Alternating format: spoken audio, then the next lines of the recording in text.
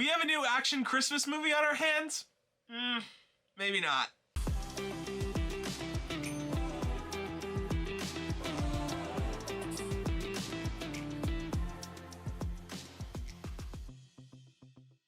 Hey there, my name is Caleb, and I love diving just a little bit deeper into our favorite TV shows and movies. If you can relate, drop down in the comments and let me know, did you see this movie? I know a lot of people, this flew under their radar. And I've always been just a big fan of those like holiday, like die-hard Christmas movies. I was a big fan of Violent Night last year. I'm gonna talk about this one. There's not a ton to talk about, I will warn you. I don't even think there's any dialogue spoken in this film. So, real quick, before we dive in, if you are new here, consider hitting that subscribe button, letting me know that you enjoy the content that I put out here. And without further ado, let's dive into the Christmas review. The movie kind of goes something like this. A dad and his son, they kind of live in this like very gang neighborhood-like thing, right? They make it very clear from the beginning this is a very high crime neighborhood. And this dad and son and mom are playing out in the yard when a stray bullet from a gang kind of like drive by. Like they're not trying to shoot up the house, but like they're fighting each other with two cars, and a stray bullet hits his son. It's about a 7-year-old son, and kills him. From there, the dad kind of like goes after him and gets his vocal cords shot out. I guess the guy was trying to kill him, didn't quite succeed. For the rest of the movie, no dialogue is spoken. Barely a word. All texts or just great use of cinematography. No words. And the dad pretty much just wants to exact his revenge on the guy and gang who killed his son.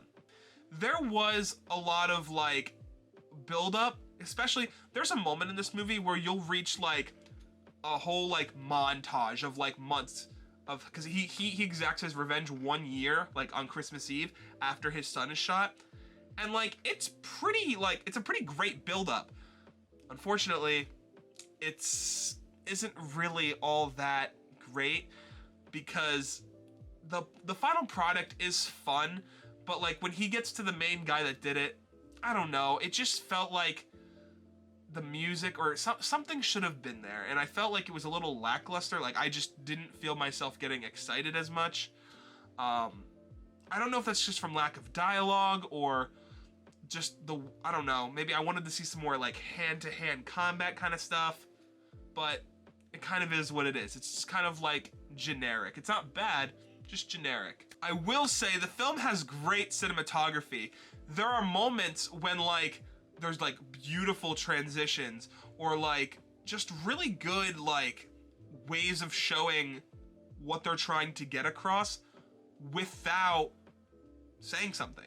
And they really had to get creative here, and I really enjoyed that part of the movie. But you know, could it have been done with dialogue? Probably. Would it have made the movie worse?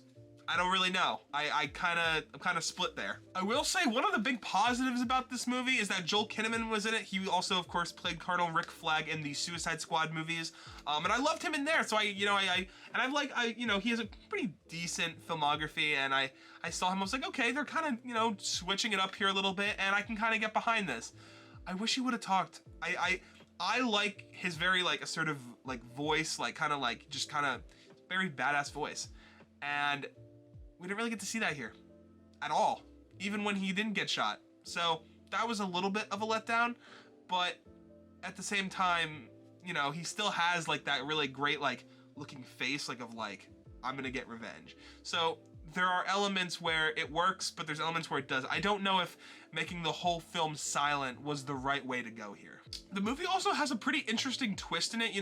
Things are kind of straightforward for the most part, but then he does kind of like talk to this guy, and he thinks that he's involved with this gang.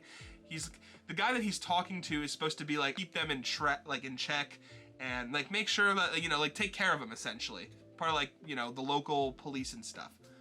And during one of his like scouting missions, he sees the guy like coming out of the building, and I guess thinks that he's like working with them, which obviously isn't true. It kind of gives for a neat twist in the movie, a little bit of suspense and like not knowing what's going on with him.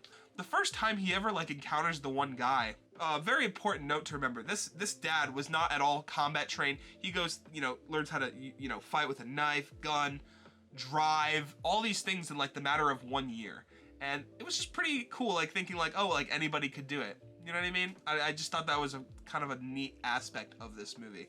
The first fight that we see with him, it doesn't just go like very smoothly. It's actually pretty messy, and like that's I appreciated that, because that's how it would like pretty realistically be. Like if you just learn how to fight, like you can train all you want, but when the real situation's here, and I thought that was pretty cool. So yeah, guys, that's my review on Silent Night. Like I said, there's not a lot to talk about here. If there was dialogue, maybe there would be. It's just a lot of action set pieces, and it's not bad. It's just very mediocre. It's not great. Again, just mediocre. And if you guys, you know, hey, you're not too busy and you want to check something out, go see it. I mean, it's fun, I guess. It's just not exciting as much as I thought it would be. So with that said, guys, thank you so much for watching. Happy holidays, and I'll see you in the next one. Peace, guys.